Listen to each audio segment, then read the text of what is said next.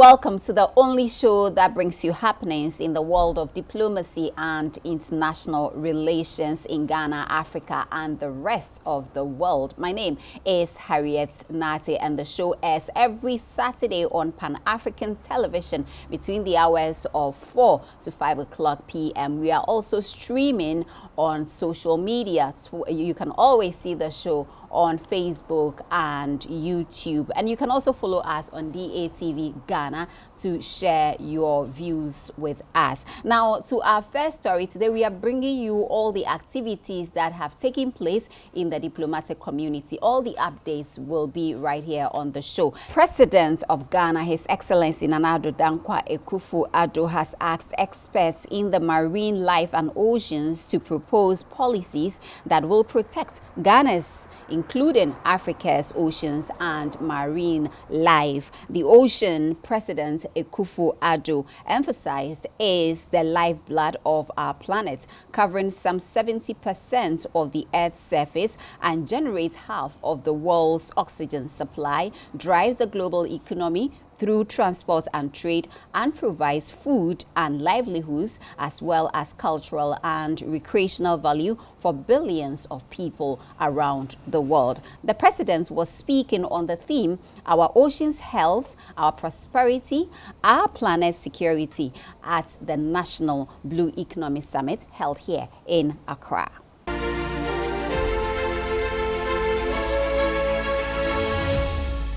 Speaking at the maiden edition of the Blue National Summit here in Accra, the President, Nana Akufo-Addo, says the ocean needs to be protected, stating that the coastal area is home to about 7.5 million people in Ghana.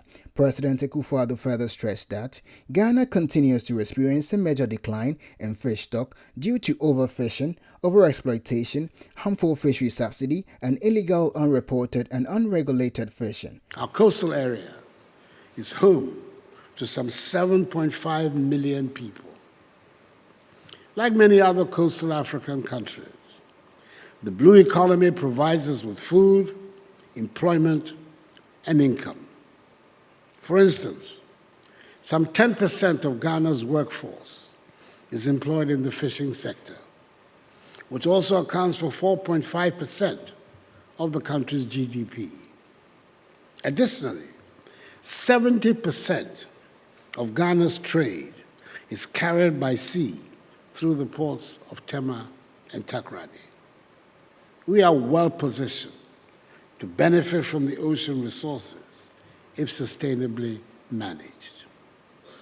Sadly, Ghana's coastal and marine resources face significant threats in the form of pollution, biodiversity loss, ocean dumping, overfishing, and other marine threats, including overexploitation, illegal, unreported, and unregulated fishing, piracy, and trafficking.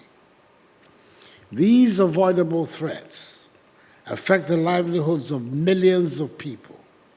They affect food security prospects, critical infrastructure, important ecosystems, and indeed, the security and stability of the entire region. Ghana is fully committed to creating a thriving, equitable, and sustainable ocean economy. As a result, we continue to see significant progress in the myriad of interventions we have put in place over the years.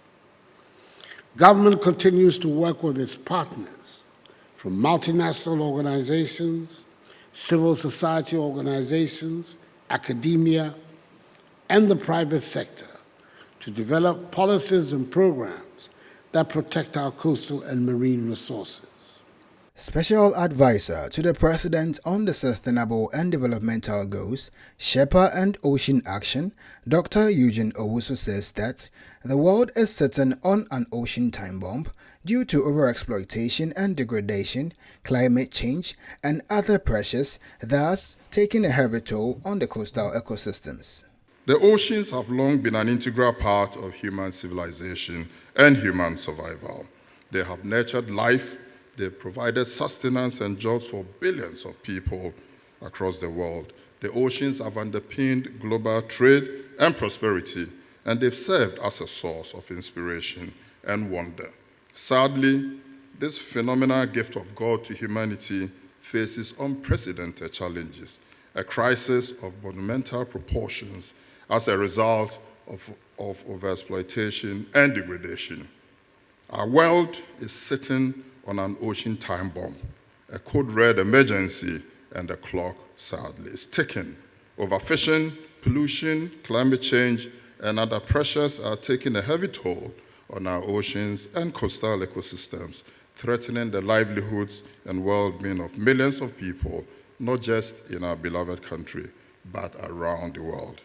Excellencies, for humanity's own survival, it is absolutely imperative that we come together to ensure the sustainable and responsible stewardship of our oceanic resources. Our world needs a new ocean agenda, a new oceans agenda anchored in the recognition that the blue economy should be a catalyst for sustainable development, providing new opportunities for economic growth and job creation, while ensuring the long-term health and resilience of our ocean and coastal ecosystems. In a solidarity message from the co-chair of the high-level panel for sustainable ocean economy, the ambassador of the Kingdom of Norway to Ghana, Her Excellency Ingrid Mollestad, says the blue economy can be a powerful tool for the prosperity and development of Ghana. The ambassador again demonstrated her delight in the vessel that was unable to sail through the Gulf of Guinea due to security risks some years back, but will now return to Ghana the next year to celebrate the 50th anniversary of the program. Norway has had its share of challenges: overfishing, depleted stocks, an ensuing economic downturn, fish disease, marine accidents, and pollution. We have tried to fix this, implementing appropriate policies and technologies with some success. But as we know, the ocean doesn't know borders, and so far, globally, we have not been very good at fixing this. The ocean is not in a good shape. Science tells us that something is wrong. Our very eyes tell us that something is wrong. And as Dr. Owusu said before, since the ocean doesn't have a voice, we must be its voice. So it is to be this voice that we meet today. It was to be this voice that Norway took the initiative to establish the high-level ocean panel in 2018. I am indeed delighted that the President of Ghana was one of the founding members of the panel, and that Norway and Ghana, as coastal states, are willing together with a group of 17 leaders from all continents to spearhead our global efforts for sustainable ocean management. The government of Ghana, through the SDGs Advisory Unit from the Office of the President, in partnership with the Norwegian Embassy, UNDP, the Environmental Protection Agency, the Ministry of Environment, Science, Technology and Innovation, the Ministry of Fishery and Aquaculture Development, put together this summit. The summit, dubbed Our Oceans Health, Our Prosperity, Our Planet's Security, sought to mobilize collective action to address challenges facing the ocean in order to harness its benefits for economic growth. The ocean, which is home to many complex ecosystems, faces significant threats of marine and nutrient pollution, resources depletion, and climate change, all of which are caused primarily by human actions. These threats place further pressure on environmental systems like biodiversity and natural infrastructure, while creating global socio-economic problems, including health, safety, and financial risk. The summit was graced by the Norwegian Prime Minister, His Excellency Jonas Gahr Store, the President of Palau, His Excellency Sorange X. Hrips Jr., the Norwegian Ambassador to Ghana, Ingrid Mollestad, some chiefs, ministers, members of the diplomatic corps, and renowned personalities in and out of Ghana.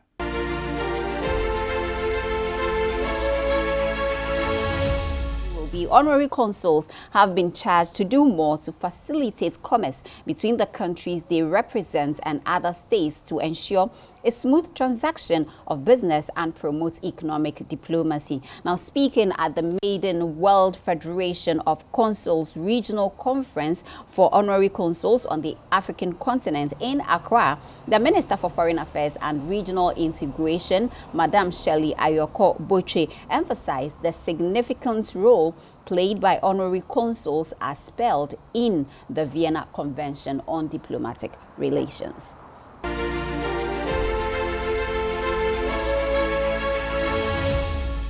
Speaking at the 2023 FICAC Regional Conference for Honorary Consuls on the African continent in Accra, Ghana, the Minister for Foreign Affairs and Regional Integrations of Ghana, Honorable Shelley Ayoko-Boche, says, gatherings and interactions such as this always present the fertile grounds for exchange of great ideas and reaping of invaluable benefits on behalf of the government and people they represent. The Minister again added that, through their works as honorary consuls, they do support the sending and receiving of countries to manage the mirage of challenges that arises in intergovernmental relations. In addition to diplomatic agents, the world has witnessed an array of principal agents as well as the private sector and individuals. The role played by honorary consuls in this regard is invaluable in view of the complexities and multifaceted nature in diplomatic and consular functions. Through your work as honorary consuls, you support the sending and receiving countries to manage the myriad of challenges that arises in intergovernmental relations, especially economic opportunities for the benefit of our countries and nationals. As aptly enunciated in the theme for this conference, it is gratifying to note the quest by honorary consuls to share perspectives on Africa under the current dispensation when all economies across the globe are grappling with the devastating impact of the Russian-Ukraine war and the post-COVID-19 era. I highly commend the bold initiatives to refocus attention towards the promotion of economic investments, sociocultural, and educational cooperation towards mutual benefit of the people we serve. Your Excellencies, distinguished guests, ladies and gentlemen, there is no better time than now to pursue with all diligence the economic diplomacy portfolios between your sending and receiving states towards the attainment of our collective prosperity as envisaged by the United Nations Sustainable Development Goals, the SDGs, and also the African Union Agenda 2063. In the search for lasting solutions to the global economic challenges that we currently face, which is affecting most countries, the promotion of international trade and investment has been identified as a key factor to accelerate economic development and the alleviation of poverty. Together, we can support diversification and expansion of the tourism industry for job creation and revenue generation, and also seek markets for locally made products and take advantage of preferential and multilateral trade agreements. As aforementioned, the complexities and challenges that characterize intergovernmental relations in the 21st century have made it imperative for collective efforts in diplomacy and international relations. And I could not have agreed more with this conference assertion that, I quote, honorary consuls are an added value and a complementary enhancement to the traditional diplomacy of our governments, unquote. With your extensive network as honorary consuls and deep wealth of knowledge and remarkable experience about the people you serve, honorary consuls should complement the government's efforts in the areas of development, finance, and investments in productive sectors such as global agricultural value chain and digitization. Distinguished ladies and gentlemen, the seeming gap that exists between honorary consuls and their diplomatic missions could gradually be bridged through strategic and creative interactions such as this conference seeks to achieve. The Dean of Honorary Consul, Honorary Dimitri Avram, says the conference aims to promote shared values of freedom of expression, thus giving the conference the opportunity to leverage our diversity of ideas for FICAC to progress on the African continent. The Dean also spoke about Ghana being the best environment for trade in Africa. The continent with a population of more than 1.3 billion. The institution of honorary consuls with an evident renaissance and its intensified use makes it the unique tool for economic, investment, culture, and academic promotion and efficient cooperation of states. Honorary consuls are an added value and a complementary enhancement to the traditional diplomacy of our governments. However, in Africa, there still seems to exist a great gap in the understanding of the significance of the instrument of honorary consuls, likely being the result of unjustified underestimation.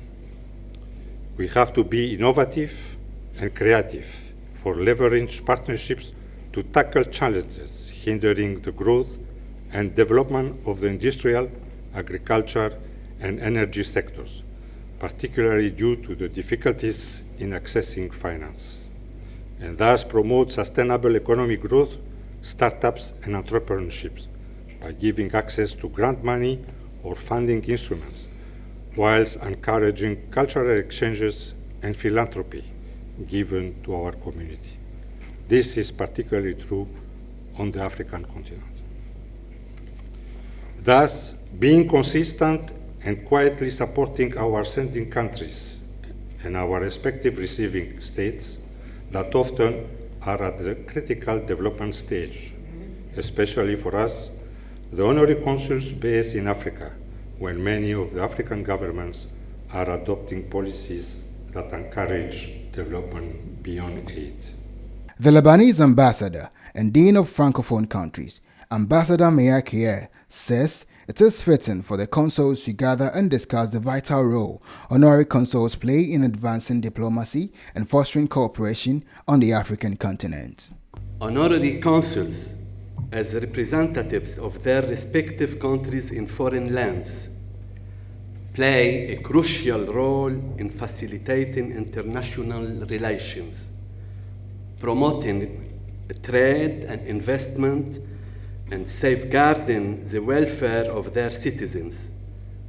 They bridge the gap between nations, build bridges of understanding, and nurture relationships that go beyond mere diplomatic ties. Today, we acknowledge and celebrate the dedication, commitment, and priceless contributions of honorary consuls to the noble cause of diplomacy. The president of FICAC, Honorable Nicolaou Magaropoulou, added that, as consuls, they hold a pivotal position in the complex coexistence of international relations in promoting trade and investment between countries. FICAC is driven by a noble purpose: to create a platform for consuls to exchange ideas, experiences, and best practices, and to provide a unified voice for consuls in their engagement with governments, businesses, and other stakeholders. Through this collective effort, we aim to foster stronger diplomatic ties, promote trade and investment, and facilitate cultural exchange between nations. As consuls, we hold a pivotal position in the complex tapestry of international relations. We serve as the first point of contact for foreign businesses and investors seeking to explore new markets, and we bear the responsibility of safeguarding the rights and interests of our citizens living or traveling abroad. We are entrusted with the task of building bridges of understanding and cooperation, forging connections that transcend borders and promote mutual prosperity. It is crucial that we work together to strengthen our collective capacity and leverage our extensive network to advance the interests of our countries and peoples. FICAC stands as a beacon of opportunity, providing an ideal platform for us to achieve this objective. I encourage each and every one of you to become active members of this organization, contributing your ideas, experience, and expertise towards the creation of a stronger and more effective consular community. Beyond the administrative and bureaucratic aspects of our role, we carry a profound mission, that of promoting peace, understanding, and cooperation between nations. We have the distinct privilege of serving as representatives of our respective countries, acting as ambassadors of their values, cultures, and aspirations. Through our dedication and tireless efforts, we possess the power to shape the destiny of nations and peoples, leaving an indelible mark on history. Let us, therefore, embrace this mission with unwavering passion and unwavering commitment. Together, let us work tirelessly towards promoting peace, prosperity, and human dignity. The honorary consuls are official representative of a government who resides in a foreign country to assist and protect citizens of the consul's country, and also promote and facilitate commercial and diplomatic relations between two countries. The 2023 FICAC Regional Conference for Honorary Consuls on the African continent took place at the Kempinski Gold Coast Hotel in Accra, Ghana.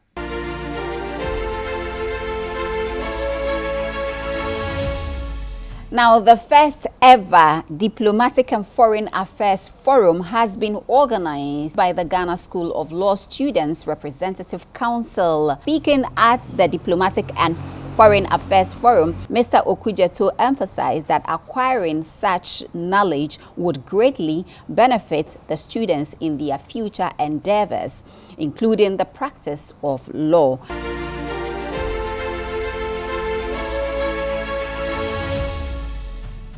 The Diplomatic and Foreign Affairs Forum, held under the theme Global Perspectives on International Relations and Law, is an initiative of the current SRC administration of the Ghana School of Law and aimed at providing a platform for students to meet one-on-one and exchange ideas with industry experts.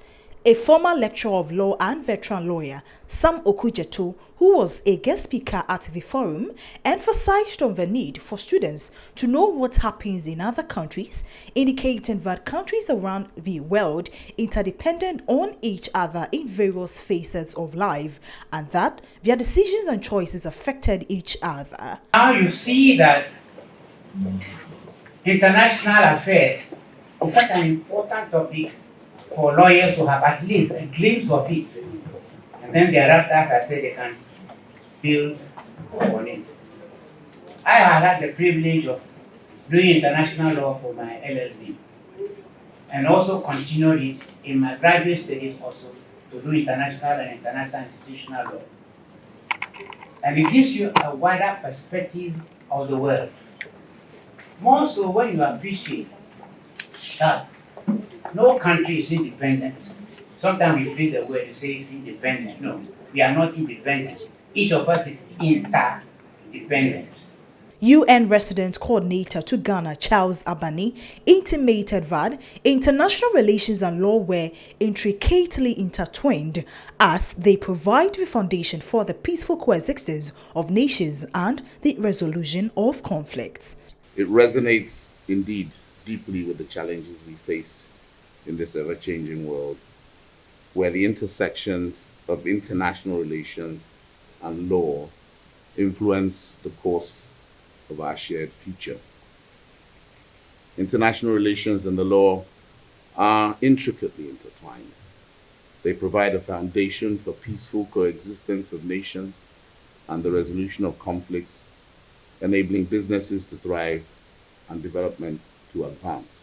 Also in attendance was European Ambassador to Ghana, Echad Razali, who took turn to deliver his speech while commending the Students' Representative Council of the Ghana School of Law for the pertinent effort. As lawyers, You are very right, sir.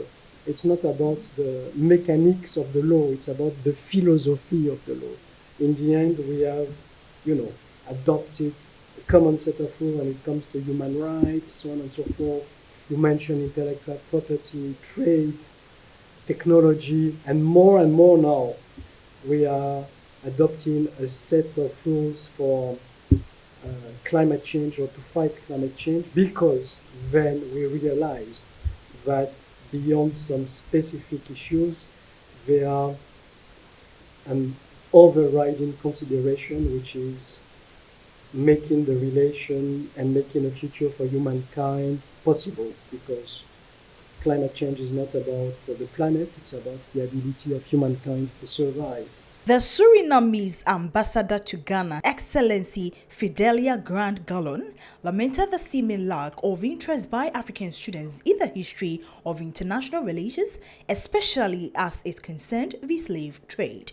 According to her, she has seen many students from other countries, including the Netherlands, the United States, and Belgium, who visited her country to study the history of the African slave trade, but was yet to see any student or lawyer from Africa on a similar quest. I used to be very loud.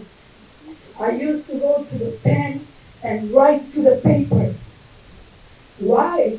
Because there were activists during the African slave trade, and they overcame the Africans that crossed the ocean to the country called Suriname that no one knows here.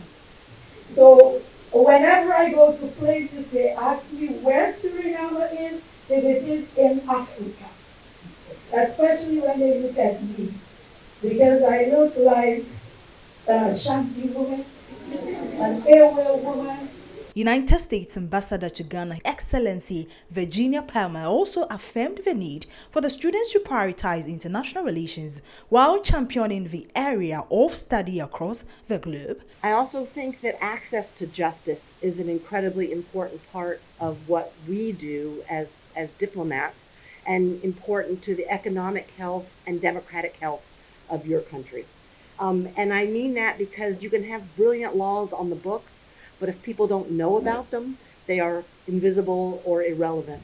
So work that you do to ensure that poor women have access to justice and get some legal counsel when they need it, or that circuit riding judges are present in villages, can mean that good gender-based violence laws have some effect. The Forum for Students was an excellent platform, as well as a unique opportunity for them to engage in insightful and thought-provoking discussions on the role of diplomacy and foreign affairs in the world.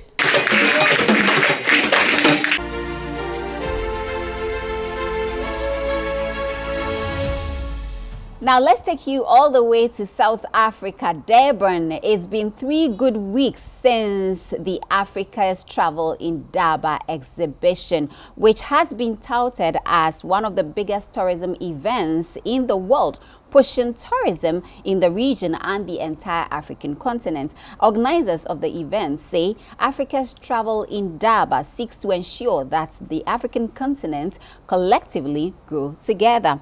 Themed Shaping Africa's Tomorrow Through Connection, today, South Africa's Tourism Minister Patricia de Lille enumerated that the event witnessed the participation of some 352 exhibitors from 22 African countries and over 250 quality buyers from all over the world to experience the best business events, products and services that the continent has to offer.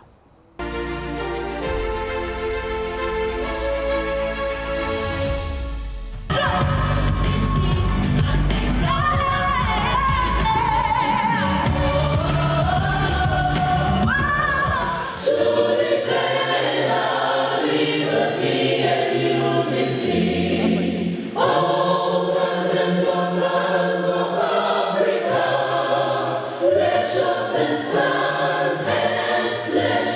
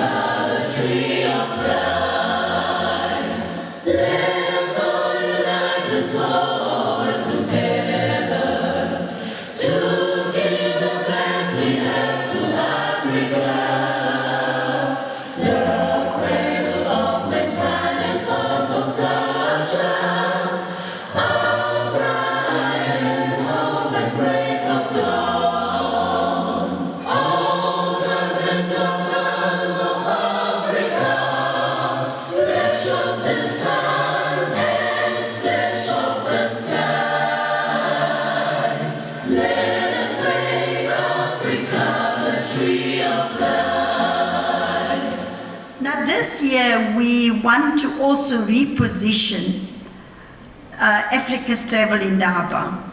And like speaker said to me before, the theme this year is Unlimited Africa. And it's really unlimited. The potential, if you just look at all the videos that we saw this morning. The positioning really speaks to the essence of Africa's travel indaba, bringing the world to Africa to positively influence the continent's economic and cultural trajectories. I want to quote one of the best exports of Africa, Ben Okri, and he's the Nigerian author and poet. He's very on point when he writes, "The most authentic thing about us as Africans is our capacity to create, to overcome, to endure, to transform, to love, and to be greater than our suffering." End quote. So this year's indaba at the near pre-pandemic scale demonstrates still, even after COVID, that we can host world-class events as Africans. We hope to exceed this year our pre-COVID figures. We have an estimated 6,000 people attending from all over South Africa and the rest of the world. This year, the indaba also sees more than 350 tourism products being showcased and 1,000 buyers from all over the tourism ecosystem and just under 1,000 exhibitors. And the attendees include destination marketing bodies, the hotel groups, the airlines, the tour operators, 10 African tourism boards, and 21 African countries are represented here today. You are all most welcome. But while I talk about us working together, I want to address competition and collaboration. MEC Dube referred to this. Duma referred to this. Competition is often considered as the lifeblood of destination marketing in tourism. However, it is important to note that competition should always be balanced with collaboration. While healthy competition can drive growth and innovation, unhealthy competition can lead to a race to the bottom, with businesses and destination undercutting each other on price and quality. Therefore, as the tourism industry, let us foster a culture of healthy competition, where businesses and destinations are encouraged to compete on quality and innovation. Let us remember that long-term success in the industry depends not only on competing, but also on recognizing the value of collaboration and partnership. And so each player in the value chain has a unique role to play, and by working together we can create a seamless and memorable travel experience for our visitors. That is the spirit of Africa's travel indaba. Now, we also need to support small, medium enterprises. As the Department of Tourism, we have supported 123 SMMEs that are on the floor today that will be showcasing their offers that they can do. And we've invested just 11.7 million into that. I think we can do better. But I also call on all our provinces to also sponsor SMMEs to come to the Travel Indaba to get that opportunity to showcase their products. This event is of major significance to the province as it shines the spotlight of the world on us and will bring much needed boost to our gross domestic product. I need not to bore you about the difficult time of lockdowns when we couldn't hold this beautiful Africa Travel Indaba. Tourism is one of the foremost sectors we have identified as part of our economic transformation and recovery, as well as reconstruction plan.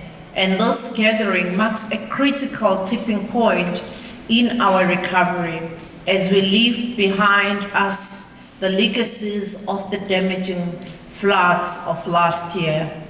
As figures for the first of season indicated, the return of our tourism sector is well on its way, having recorded a recovery of 2.5 billion during December period. As provincial government announced, the province welcomed over 500,000 domestic tourists and 51,000 international tourists. We were also pleased that the Tourism KwaZulu-Natal, the occupancy rate for December 26, 2022 to the 1st of January 2023 reached the average of 81% across the province, despite the difficulties of having to recover our beaches and all our assets from the floods. For KwaZulu-Natal, the tourism sector is the goose that lays the golden egg, and which will boost efforts for the creation of jobs, ending poverty, and narrowing the gap between the rich and poor by availing opportunities of entrepreneurship and opening the sector to new players.